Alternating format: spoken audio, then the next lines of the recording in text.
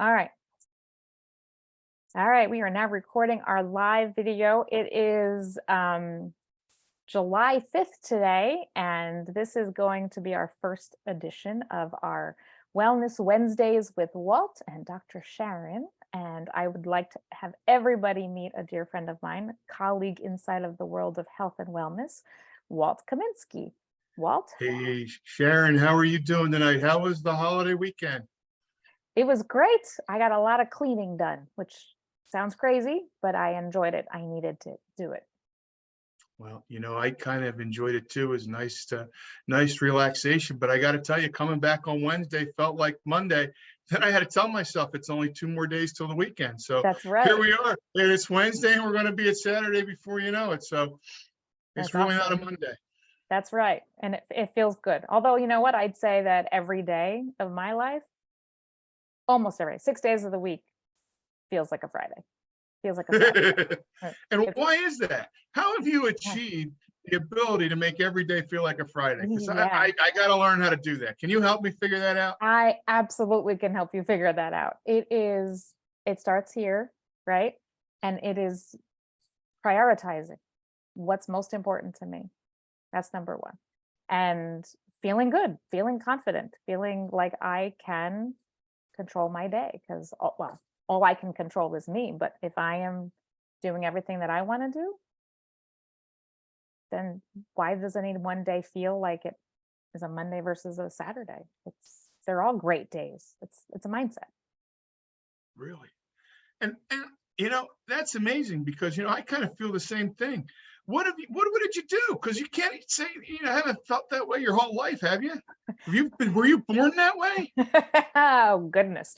It's clear that we've only known each other about a year and a half, maybe, right?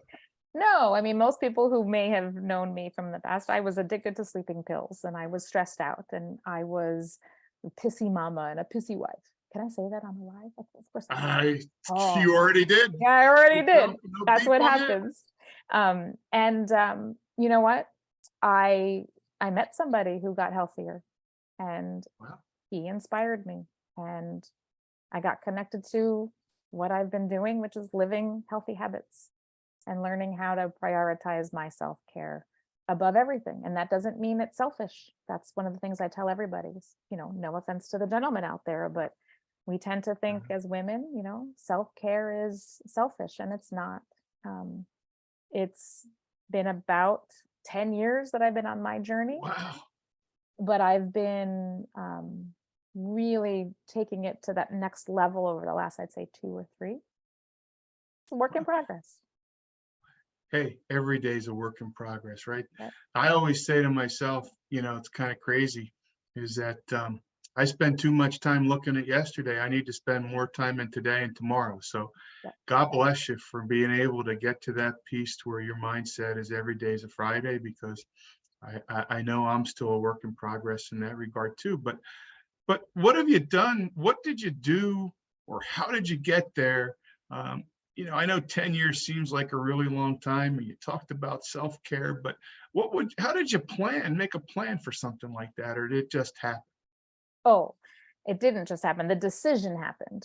That's number one, right? I made the decision that things had to change because if I wasn't willing to change, then I mean, I wouldn't be doing a live with you right now, That's for right? sure. And so the first thing that happened was I made a decision. The second thing is I partnered with a coach.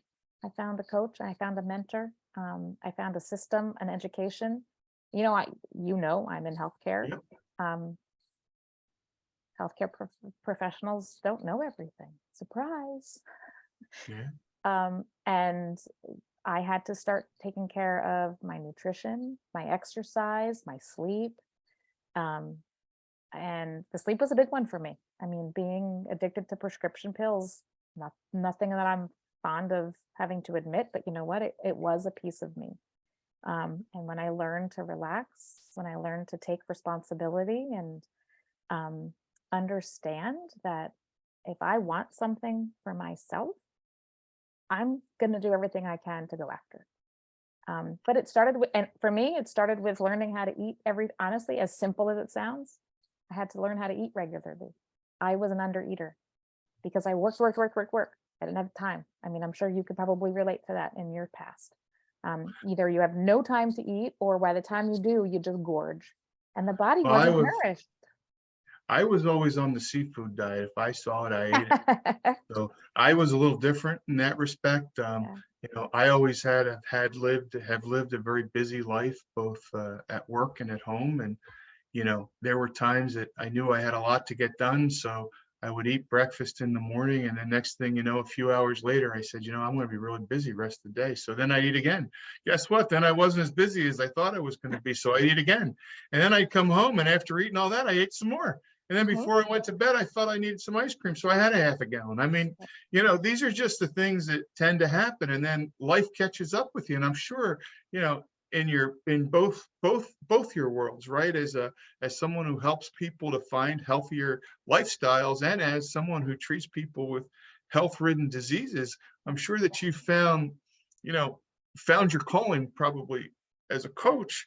But what would you tell somebody who's kind of sitting on the bridge of, healthcare plan or end of life plan? What would you tell them to start first? Oh, well, I'm hoping they're thinking about the healthcare plan. I mean, earlier today we were talking about that. What was your description about everything that people spend their time and their resources on? It's funny. I'm kind of glad you reminded me about that, because it slipped my mind. Getting old now. But I thought about my own life at times, particularly before I started this healthy journey of my own. I said, I got a life insurance policy. I got a supplemental life insurance policy at work for my wife. I got life insurance for the kids, right? I got pet insurance for the animals, and everyone who knows me and my wife knows how important those animals are, right? Then I got homeowners insurance. I got car insurance. And then I got, all these things that pay for me and health insurance. And, what's funny is my mom, God rest her soul, right? She made her end of life plan in her 60s, and I'm in my 60s, and I'm saying to myself, listen, people, start figuring out a self-care plan. Start figuring out a healthy living plan. Because you know what? When I was a type 2 diabetic over 300 pounds, they kept telling me to go to the gym. I didn't go to the gym, clearly. But you know what? I met somebody like you, and I started working with a coach. Suddenly I've lost 80 pounds. I take no more medicine. Do you believe that? I'm going to be in remission. Who knew you could go into remission for type 2 diabetes? Who knew you could go into remission? I didn't know that. In August, I think I find out it's official. It'll be a year. I don't know how to celebrate that. But end of day is, it all started with a plan. And you know what? I was a little selfish taking care of myself, but I think I've been better for everybody else since. Have you found that too? Do you feel like you're better for everyone else since? Oh, 150%. I have become a better mother, a better wife, a better friend, a better doctor. I prided myself on wanting to just care for every single person that walked in the room, sometimes too much, to the point where I cared more than the patient did. And that put a weight on me. Yeah. It's right, not here necessarily. I mean, it was a little bit, but yeah, my whole purpose in this world, I've discovered through some work with some other leaders in discovering why we're here, is to inspire hope. That's my 2-word purpose statement. And that's what we do. We give people hope. We let them take our belief of what's possible. I mean, to sit here and have somebody who's been a type 2 diabetic on medication say that he's no longer on medications, he's 80 pounds down. I mean, that fills me every day, and that makes me show up better for people around me. I'm constantly surrounded by happiness and cheerfulness. It's addicting. Health Yes, is it addicting. is. It is. And the greatest thing about it is, you get to make people's day multiple times because they get so excited about Yep. feeling great. And, I get excited about feeling great. It's probably why I get so loud once in a while. But, I think there's an interesting topic out there that, maybe we have time to address before we have to call it a night or whatever. But, I can imagine this could be a little bit of a conundrum for you, right? So you're a physician, you're used to prescribing things for people. Yeah. And then, you know, I being a diabetic, I'm used to taking some of those things. What do you think about what's going on in the world with people using these diabetic medications as a weight loss tool? How would you suggest to somebody that they, you know, not think about the quick way, but think about how they can change their lifestyle to live a happier and healthier life? Um, I hope this doesn't take too long to discuss because Well, we'll have to we'll use have the to, cliff notes. yeah, because I've had conversations and back and forth texts with other physicians who were like, "How dare you not use these medications? You're not helping your patients." And I was like, first of all, excuse me, but the few issues that I have is we're not treating the root cause of why somebody is struggling with their weight by giving them a medication or an injection that gives side effects, that is extremely costly, and that is being taken away from our diabetics who really do need the medication. And so I know that there's people who struggle and there are people who need the medications. But there was even an article that came out today. I didn't get to finish reading it in all honesty, that talks about the fact that long-term health has not been linked to the use of these medications. Yeah. I mean, who hasn't, it's a medicated induced diet, right? People get sick, Right. they get nauseous, they feel full, they eat less. What happens when you stop your medicine? If you don't change what's going on upstairs, if you don't change what it is that you're working on and really um, work on digesting some of the knowledge that we can apply to why we want to get healthier, the problem's going to come back. And so I don't believe in them personally in my practice. They are there for morbidly obese, multiple risk factors and people who really need a jump start. And that's fine. But just luckily that's not my practice. Because I give them tools. They don't even know I'm coaching them. And they go, wow, no one's ever asked me that before. No one's ever told me that before. Well, it's because I became a better doctor when I learned the true habits of health, when I learned how to coach somebody to have them say, I can do that. I can actually take that first step. Um, Earlier today, you said you went for a 5-mile walk, and yet a year ago, when you were a diabetic, you never set foot in any kind of physical gym or decided to do anything, right? No, I really found it very difficult to go to the gym for a variety of reasons. And of course, you know, that brings up the whole topic of the top 3 excuses you hear when you talk to people about that self-care plan, Yeah. right? You have time, Mhm. time, and more time. Yeah. And then you run out of time and you wonder where everything went, right? Yeah. And when I mean run out of time, something serious happens, right? That you can't stop, prevent, or otherwise change, and suddenly you're out of time. Yeah. So that's kind of where I was. You know, I had to get my back repaired a little bit as well to be able to move. And then since then, I've been trying to walk at least now.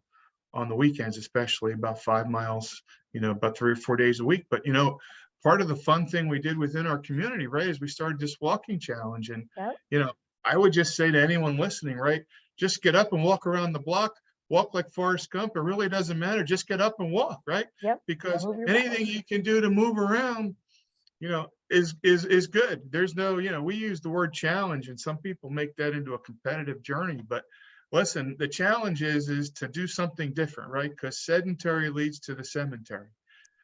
So let's just, you know, try and help people figure that out. But, you know, I'm sure in your experience though, you've heard of a bunch of excuses as well as to why people and the self-care plan just doesn't seem to be on the plate as Yeah. much as you think it would be. Yeah. I have. I mean, time is always one of them, top 3 for sure. Either not knowing enough or knowing too much. And what they know really isn't so. And the other one is lack of support. They feel like they're the only ones that are on this struggle bus. Yeah, that's a big deal because, right, if you don't have people in your corner supporting you and understanding your reasons, right? Yeah. Right. And one of the biggest things I think we've learned is we've worked with people, you know, you more than me, is with that why is strong enough, the why I'm going to do it, the why is strong enough, the how and the what don't matter, right? It's Exactly. just where it starts. And if your why gets strong enough, then suddenly you're willing to take a chance. And once you take a chance, you come up with a plan. And like you said, I think one of the biggest tips you kind of said for success for anyone looking to get healthy is, you know, find a coach, find someone to be an accountability partner, find someone who's going to help you to follow the goals that you want to set for yourself, right? Kind of good, better, best, you know? That's What do you that's think some exactly right. good approaches might be for somebody? 3 things somebody could do just to try and move forward if they were thinking about starting that healthcare plan tonight. I think I would get really clear on one thing, just one thing on how would their life change if they started to do something differently? What is it? Albert Einstein, definition of insanity, right? Mhm. You keep doing Right. the same thing over and over again, expecting different results. Why do we do that to ourselves? Don't go back to Yeah. an old way of doing something that you don't succeed with. I mean, not use the word fail, right? Try something different and be honest with yourself. And when you're with the right person, with the coach, with an accountability partner, and you're honest with them, it's freeing. It happened earlier this week for one of my clients who was struggling and not sharing something. And as soon as this client did, she said, "What a relief." And I'm like, there's no judgment. It's safe. And chances are somebody like us who are now helping others have already felt the same way, right? Because we're more alike than we're different. So Yes. dig deep. How would your life change if you just made one change? Just deviate just a little bit and take the path somewhere else that might move you to what you want more of than trying to run away from something that you want less of. That's my Yeah. Wow. That's powerful stuff right there. I don't even have a good comeback. thought. That's saying something. That's yeah, that is. I'm quite honored because Walt is much better at this conversational stuff than I am. I can do one-on-one, but Oh, I um think you're doing fantastic. I think that, it starts with, are you are you tired of the same old? And we have half a year left, right?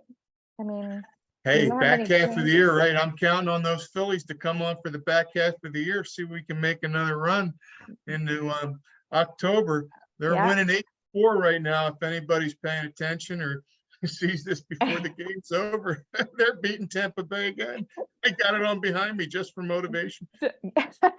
Well, the Yankees are playing in the other room right now, and it was 0-0 when I last looked. I wasn't going to bring up that hat, Yeah. but there you go. There it is. That's the hat. And yes, I do own two of them. A friend of mine asked me, "Do you only have one?" No, I have the clean one, and then I have the dirty one for running and exercise. Yeah.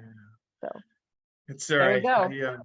I don't hold anything against Yankees fans. As long as you don't tell me you like the Cowboys, we'll be fine. We We're might all be able good. to do this again another Wednesday night. Oh, we definitely can't do Monday nights come fall because of the football season, right? Oh, I no, think every Wednesday we could pull this off. I think it's fun. I think we could. I think we can. And you know what? And what I would say is that anyone who is listening now, if we're actually live, or if anybody sees the recording, load it up with comments and likes and Yeah. stuff.